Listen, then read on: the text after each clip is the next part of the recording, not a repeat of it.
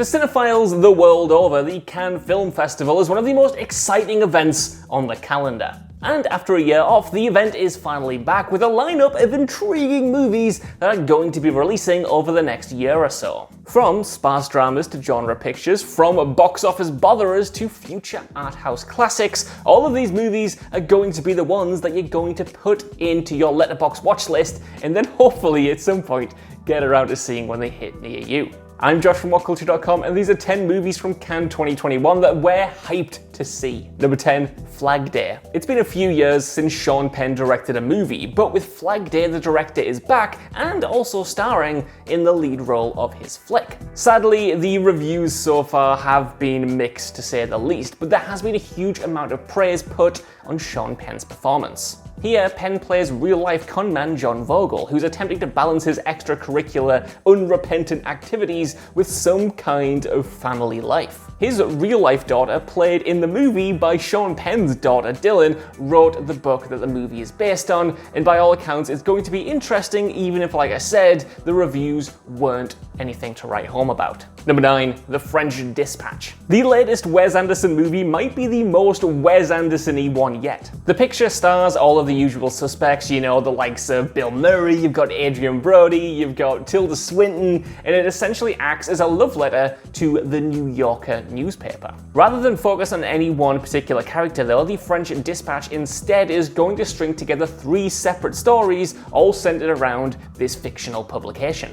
So consequently, we can probably expect the indie hits of yesteryear, witty dialogue, Jason Schwartzman being a little bit flustered, and plenty more besides. Critics are currently calling it a return to form after the surprisingly disappointing last outing Isle of Dogs, and hopefully this will be one that really ignites the love again for Wes Anderson fans, me included. I mean, to be honest, I was already in as soon as I saw Timothée Chalamet had that little mustache and the hair going on, but you know, anything else on top of that is a nice bonus. Number 8, Cow. Andrea Arnold's new documentary about the realities of bovine farming practices has been called many things like combative and unflinching, but all around it's been praised as a superb documentary. This isn't perhaps too much of a surprise from the director of American Honey and Fish Tank though. After all, Arnold has never been one to shy away from distressing subject matter if this is a story that needs to be told. This is certainly a timely tale too, with environmental and ethical queries regarding our relationship with the animal kingdom more prevalent than ever before. Much of the film as well is voiceless. We barely apparently see a human being throughout, and the action tells us all we need to know about the practices that we're faced with. The goal isn't necessarily to be preachy or anything like that, but simply to make you emphasize with the subject, which in this case is putting you in the eyes of a literal cow. Number 7, Lamb. Folk horror has seen a pretty big resurgence over the past few years, and Vladimir Johansson's new work Lamb looks to be another stellar entry in that subgenre. This Icelandic production stars Neely Rapace in the lead role and looks to be a future cult hit in the making. Lamb, perhaps unsurprisingly, centers on a pair of sheep farmers in rugged rural Iceland. Advanced reviews have carefully skirted around the intricacies of the film's plot for fear of spoiling its innate weirdness, but early write-ups have made strong comparisons to the work of Robert Eggers. Of course, if you're a fan of horror, you'll know that the work of Robert Eggers, including The Witch and the Lighthouse, has been absolutely superb so far, so that's a comparison that's definitely going to get people excited. Lamb has already started to pick up pretty strong word of mouth, and it could be a future midnight movie once it releases. Number 6, Drive My Car. A stately and intriguing drama from the always reliable director Ryosuke Hamaguchi, this film, Drive My Car, looks like it might finally give the director a big break on the global scale. Based on a short story by the great Haruki Murakami, this has already been one of the major successes of the festival and is one that many people now have their eyes on when it gets a general release. Hamaguchi's film is the story of a theatre director and his writer wife, and their turbulent relationship, which is exacerbated when he learns he is going blind in one eye. The flick won the Best Screenplay gong at Kansas Awards ceremony, picked up hugely positive reviews, and is sure to continue to do so once it gains a general release. Now, it is hard to see this one in particular lighting up the box office. Like I said at the start, it's one of those methodical, stately dramas, and it's just about 3 hours long, but for fans of Japanese cinema, it looks like it's going to be a potential masterpiece in the making. Number 5, The Worst Person in the World. This is surprisingly not a movie about me, but is rather a Norwegian rom-com of sorts from acclaimed director Joachim Trier. It's picked up some of the hottest hype of the year and even took home the Best Actress award. As for the plot, it's said to be an unflinching look at modern romance, as well as the fear that so many people get when they near the end of their 20s. So yeah, that description kind of makes it sound like a feature-length version of that Turning 30 song from Bo Burnham's Inside, which, to be fair, I would be here for. While Norwegian cinema tends not to permeate the English-speaking world to a great deal, The Worst Person in the World has received such stunning notices and is so accessible that it could wind up making a splash in its original form, or sadly, more likely as a remake. Number 4, The Velvet Underground. From the incredibly versatile director of Safe and Dark Waters comes the new documentary all about the Velvet Underground. Now, a film about the band has been muted for a while. It got its debut at Cannes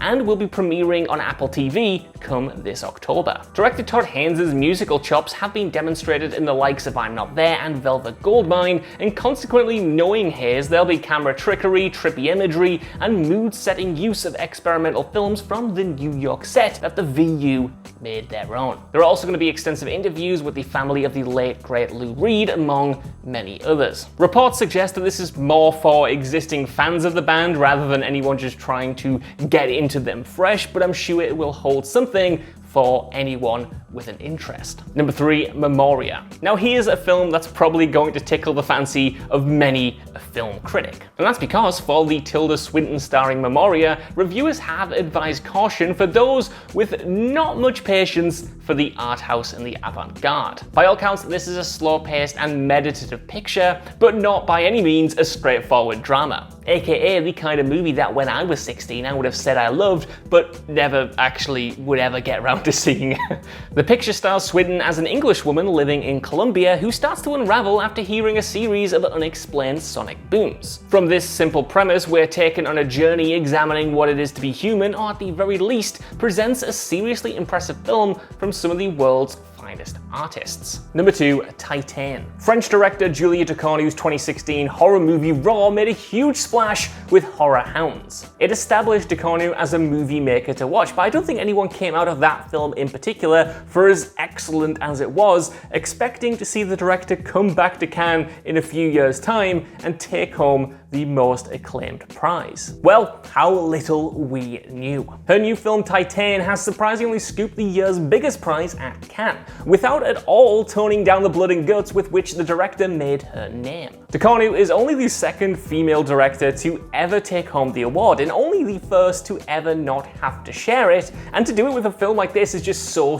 cool. Titane has picked up intriguing reviews thus far, with most appreciating its commitment to stomach-churning body horror, and others lacking the constitution for it. At the very least, there is this one scene involving a car that I've heard a lot about that's absolutely going to make headlines once this gets a proper release. Ducournau has already proven herself as an exciting and interesting director with Raw, and this follow-up looks to be even more bonkers and will no doubt make an even bigger splash once it does come out. At the very least, Horror Hounds definitely need to pencil this one in as something to look forward to. Number 1, Nitram. Justin Kurzel's spotty CV so far includes the absolutely drab Assassin's Creed movie alongside the alright true history of the Kelly Gang. Now though, he's out to redeem himself with another slice of Australian history. This time he turns his attention to the Port Arthur massacre, a 1996 tragedy in which Martin Bryant gunned down 35 people in Tasmania. Caleb Landry Jones stars as the disturbed individual and even took home the Best Actor award for his performance in this movie. At 31, Jones has already built up quite a stunning CV playing